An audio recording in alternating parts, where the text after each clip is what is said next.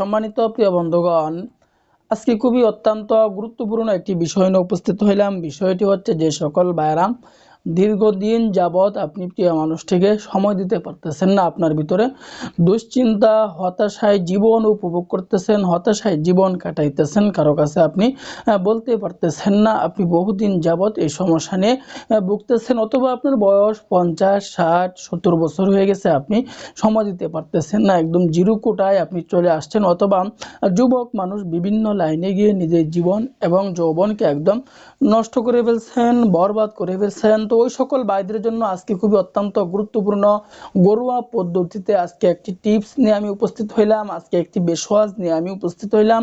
তো আজকের ভিডিওটি শুরু থেকে শেষ পর্যন্ত ধৈর্য সহকারে আপনারা দেখতে থাকুন। আজকের বেশওয়াজটি আমরা কি কি উপাদান দিয়ে তৈরি করব এবং কোন সময় সেবন করব, কিভাবে তৈরি করব, কতদিন পর্যন্ত সেবন করব, এই নিয়ে বিস্তারিত আলোচনা করব ইনশাআল্লাহ। তো আমরা আল্লাহ তাআলার উপর ইয়াকিন রেখে, বিশ্বাস রেখে আমাদেরকে আমল করতে হবে, কাজ করতে হবে। যেহেতু সম্মানিত প্রিয় বন্ধুগণ, আজকের বেশওয়াজটি তৈরি করতে হলে আমাদেরকে যে উপাদানগুলো তৈরি করতে হবে: 1 নম্বরে আকর করা বীজ, 2 নম্বরে কাবাব চিনি, 3 নম্বরে পোস্তাদানা, 4 নম্বরে অশ্বগন্ধা।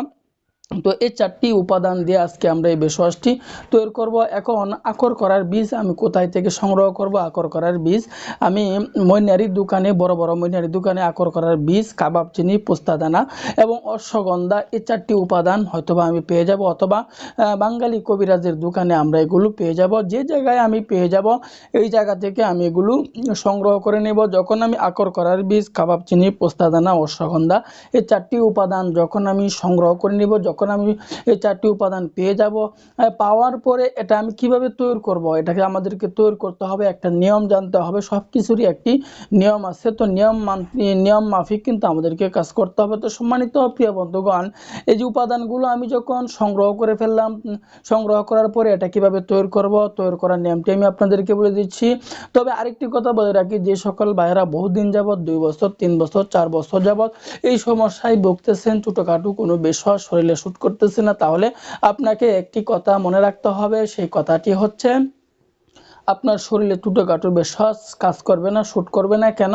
আপনার সমস্যা বেশি হয়ে গেছে। সমস্যা বেশি হয়ে গেলে ছোটোখাটো বেশওয়াজ কখনো শরীরে শ্যুট করে না। আপনি নিজেকে প্রশ্ন করুন, আপনার যদি বেশি পরিমাণে জ্বর, সর্দি হয়ে যায়, তখন কিন্তু ডাক্তার আপনাকে সাজেস্ট করে আপনাকে অ্যান্টিবায়োটিক নিয়ে সেবন করার জন্য। যখন আপনি কিছুদিন অ্যান্টিবায়োটিক সেবন করেন, আল্লাহ পাক যদি চান, তাহলে অবশ্যই আপনি জ্বর সর্দি হইতে আপনি কিছুদিনের মধ্যে আপনি সমাধান পেয়ে যান। ঠিক তদ্রূপ, যেহেতু আপনার শরীরে সমস্যা বেশি, ছোটোখাটো বেশওয়াজ শরীরে শ্যুট করবে না, আপনাকে হাই কোয়ালিটির বেশওয়াজ নিয়ে সেবন করতে হবে। এখন বলতে পারেন, হাই কোয়ালিটির বেশওয়াজ আমরা পাবো কোথায়? হাই কোয়ালিটির বেশওয়াজ যদি আপনি সংগ্রহ করতে চান, আমাদের সাথে যোগাযোগ করবেন, কন্ট্যাক্ট করবেন। হাই কোয়ালিটির বেশওয়াজের ব্যবস্থা আমরা করে দেব ইনশাআল্লাহ। দেরি না করে আমাদের সাথে যোগাযোগ করবেন। রোগ নিয়ে বসে থাকবেন, আস্তে আস্তে বড় আকার ধারণ করবে, যা এক সময় আয়ত্তের বাইরে চলে যাবে, কল্পনার বাইরে চলে যাবে। পরবর্তীতে লাখ টাকা খরচ করেও কিন্তু আপনি সমাধান পাবেন না। এই জন্য রোগ নিয়ে বসে না থেকে চিকিৎসা নেন, চিকিৎসা নেওয়াও কিন্তু সুন্নত। তো সম্মানিত প্রিয় বন্ধুগণ, এটি আমরা কিভাবে তৈরি করব, তৈরি করার নিয়মটি আমি আপনাদেরকে বলে দিচ্ছি। এই উপাদানগুলো আমি কি করব, এই উপাদানগুলো প্রত্যেকটি উপাদানকে আমি গুঁড়া করে নিব, এবং পরিমাণ মতো আমি যখন এগুলোকে গুঁড়া করে নেব, প্রত্যেকটি উপাদান আকর করা বীজ এবং পোস্তাদানা, কাবাব চিনি, অশ্বগন্ধা, এই 4টিকে আমি ভালো পরিমাণে গুঁড়া করে নেব। যখন আমি কী পরিমাণে সংগ্রহ করব, 100 গ্রাম অথবা 200 গ্রাম পরিমাণে এগুলো আমি সংগ্রহ করে নেব। 100 গ্রাম করে যখন প্রত্যেকটি উপাদান সংগ্রহ করব, পাউডার সংগ্রহ করলে বেশি ভালো, আর যদি পাউডার সংগ্রহ না করতে পারি, এগুলোকে আমি গুঁড়া করে নিব। গুঁড়া করার পরে এগুলোকে আমি রোদ্রে শুকায় নিব। রোদ্রে শুকায় নেওয়ার পরে এরপরে আমাদেরকে দিতে হবে পরিমাণ মতো খাঁটি মধু।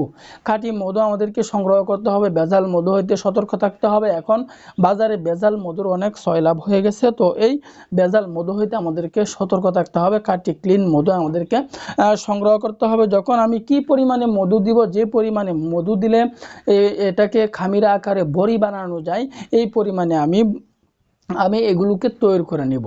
আমি বড়ি সিস্টেম করে আমি ছোটো ছোটো বড়ি আকারে আমি এগুলোকে বানিয়ে নিব।